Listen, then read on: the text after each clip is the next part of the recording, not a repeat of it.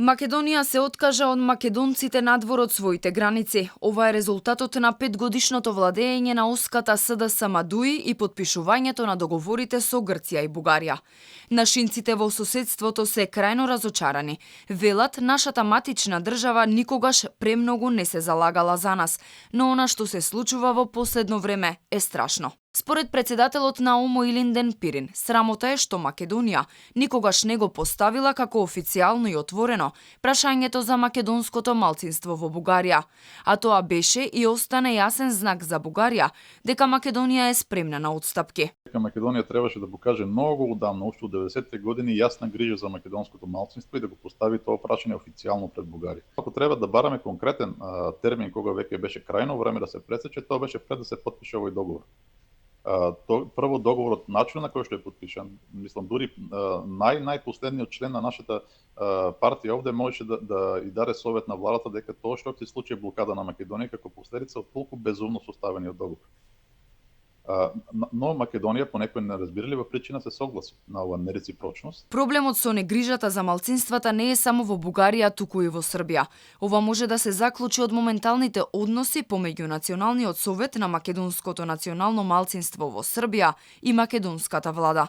Сите активности на македонската национална заедница и функционирањето на истата се финансирани исклучиво од српска страна. Сегашната влада или сегашната власт, освен билатералните односи со Република Србија и односите кои ги имаме или контактите кои ги имаме со амбасадата на Република Македонија во Белград, не проискажала, да така кажам, некој по-голем интерес за остварување на правата на македонската заедница во Република Србија. Во рамките на образованието во неколку наврати баравме помош, но тоа се остана негде во процесот на ветување. Дека Македонија уште одамна кренала раце од македонското малцинство во Грција покажува и тоа што македонците таму никогаш не биле консултирани за преспанскиот договор. Јоргос Пападакис, македонец од Грција, обвини дека во текот на преговорите помеѓу македонската и грчката влада никогаш не биле спомнати македонското малцинство и македонскиот јазик во Грција. Немаше дури и волја од македонската влада тоа да го направи, го видовме во текот на преговори пред преспанскиот договор, никогаш не беше спомнето македонското малцинство или македонскиот јазик во Грција.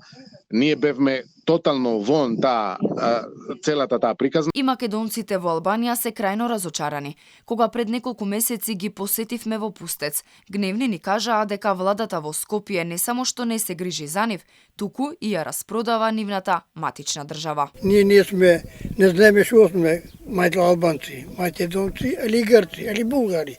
Зошто знаеме? Тоа што така тират политиката, политиканите. Нормално не да не боли, тоа е жалосно што се прави во Република Македонија. Овде не може да сваќаат луѓето што се прави, жално е.